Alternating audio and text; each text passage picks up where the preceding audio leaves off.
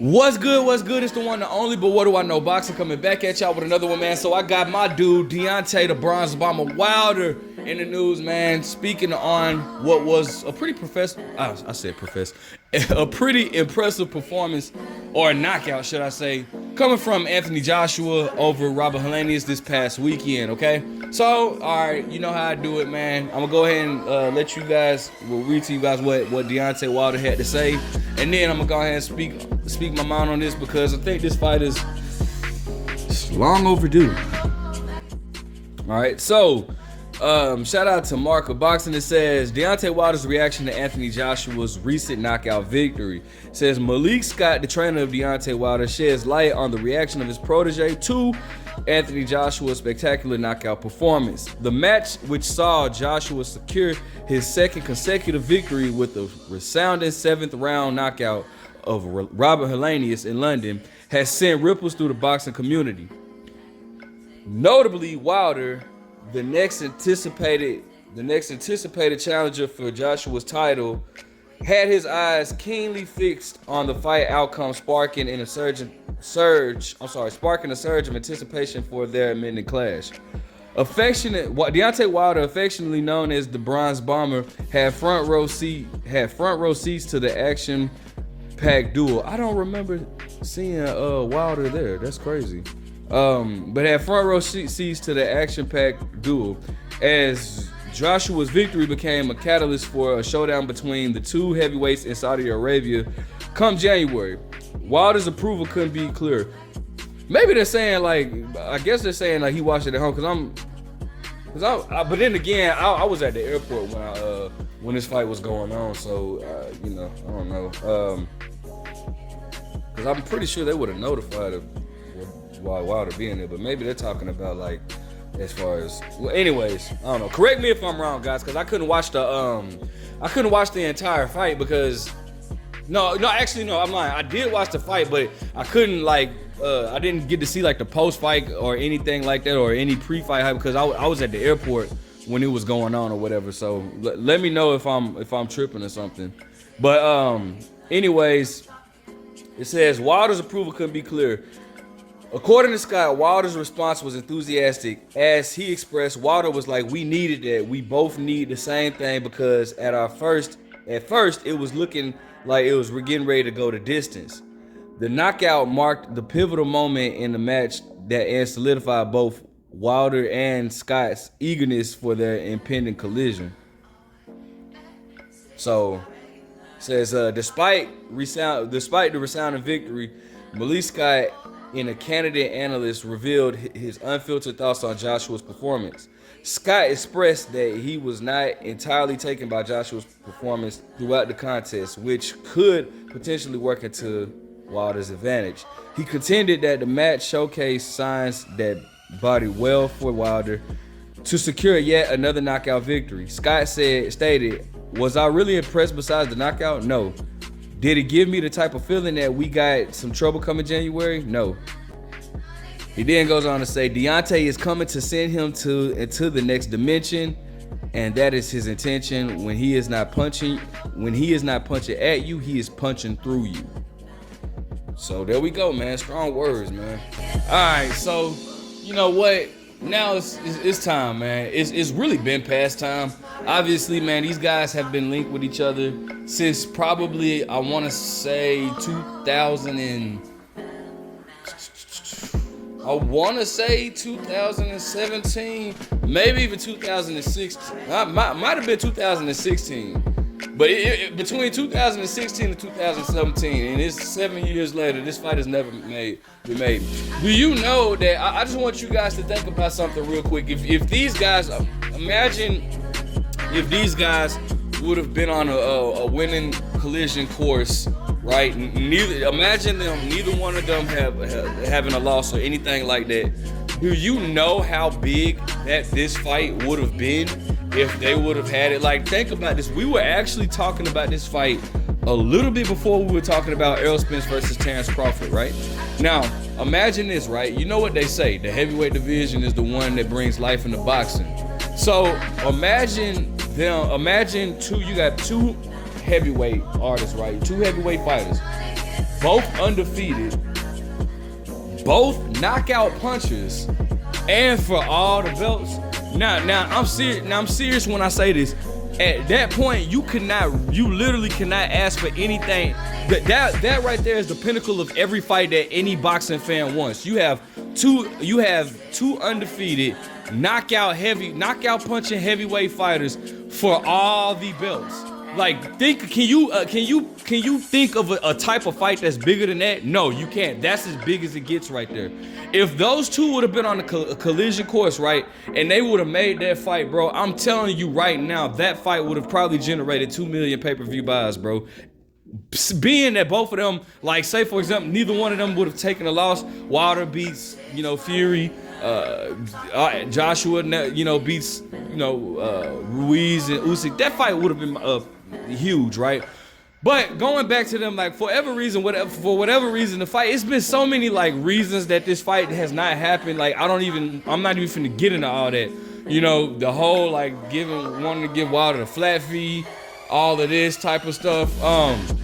One of the things that I absolutely that I didn't like, and it kind of pissed me off about Eddie Hearn, I didn't like when Eddie Hearn was saying, in order for, like, it was one particular time, Eddie Hearn was saying that in order for Wilder to get a fight with Anthony Joshua, let's get him a fight with Dillian White. If he beats Dillian White, then he gets Anthony Joshua. And the reason why that pissed me off, because I feel like that was just very disrespectful, because, bro, it's not like, I can see if Wilder didn't have a belt, but Wilder had the WBC, and Anthony Joshua had the other belts, right? But Eddie Hearn, for some reason, felt like a champion should have to go through a contender to get to another champion, and I just felt like that was very disrespectful. I felt like that was wrong, and that shouldn't have been the case at all. But then here's the kicker to it that kind of irritated me even more. For some reason, people had a problem with Wilder saying, okay, if you want to fight with me for Dillian White, if you want to fight with me, then fight Luis Ortiz. People had a problem with that, but they didn't have a problem with Deontay Wilder, like with Eddie Hearn saying, if you want to fight Anthony Joshua, you got to go through Luis Ortiz. I mean, not Luis Ortiz. You got to go through Dillian White, as if Dillian White is some champion. Never really thought highly of Dillian White, anyways. But I just feel like, bro, it was just a whole bunch of BS going on that I just didn't. It was so much, man. It was just like, man. And at one particular moment, I even got tired of even talking about the two, because it was just like, bro, like this is just dragging on, and we're not gonna get this fight. So both of them eventually went their separate ways. Now, obviously, Anthony Joshua lost to Andy Ruiz, and Deontay Wilder lost to Tyson Fury. And so then they go back. Then Anthony Joshua then loses twice to Alexander Usyk. So the fight is not, I said that to say, the fight is not gonna be as big as it could have been at one particular time. That's why you gotta jump on a horse, like when it's, but at the end of the day, I still feel like this is a fight that will be very, very much so anticipated by us boxing fans, that we would actually enjoy and love to see. I still would love to see it. Anthony Joshua, his fight against Robert Helenius, it was what it was. A lot of people compare his knockout to Wilder's knockout. I don't necessarily think, now obviously Wilder has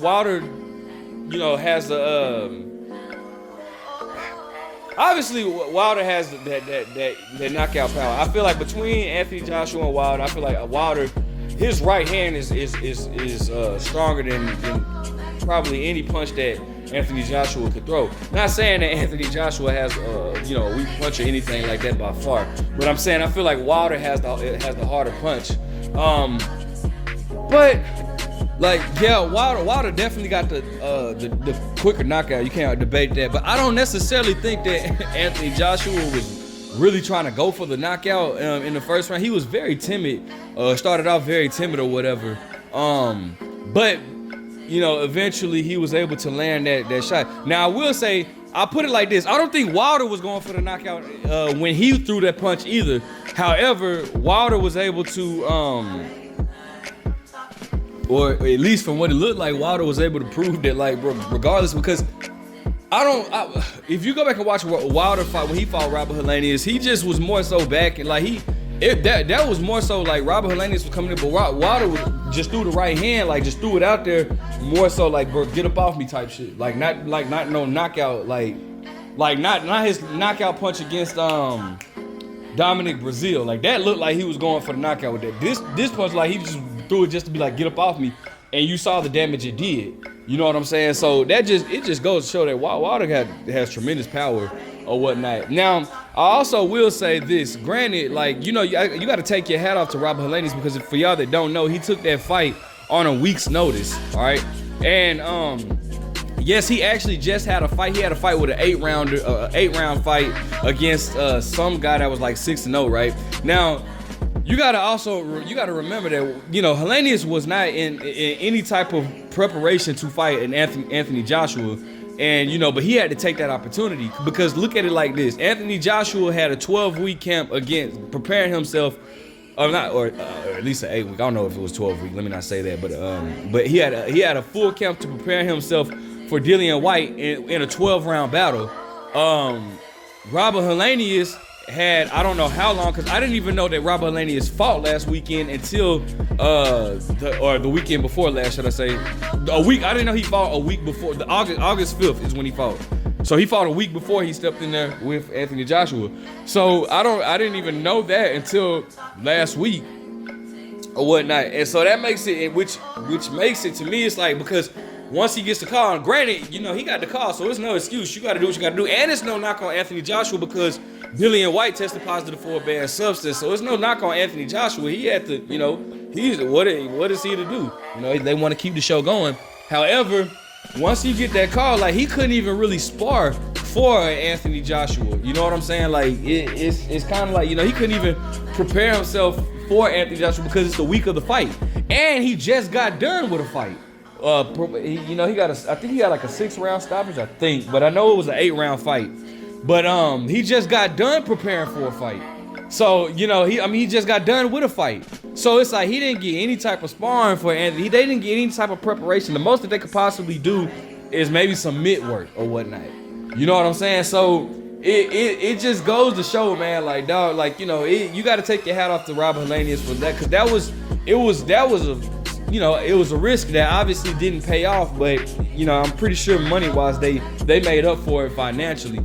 I would be wanting a rematch, though. Like, bro, let me get a full camp to prepare for this dude. You know, like, this dude had a full camp with sparring partners and everything to prepare for Dillian White. Let me get a full camp to prepare, let me get a full camp and sparring and, you know, and all this type of proper sparring and all this type of stuff for that. But, you know, regardless, man, listen.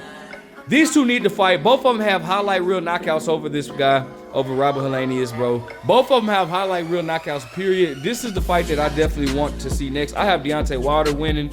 Anthony Joshua is just a bit too robotic. But let me know what you guys think. Make sure you guys like, comment, subscribe. But what do I know?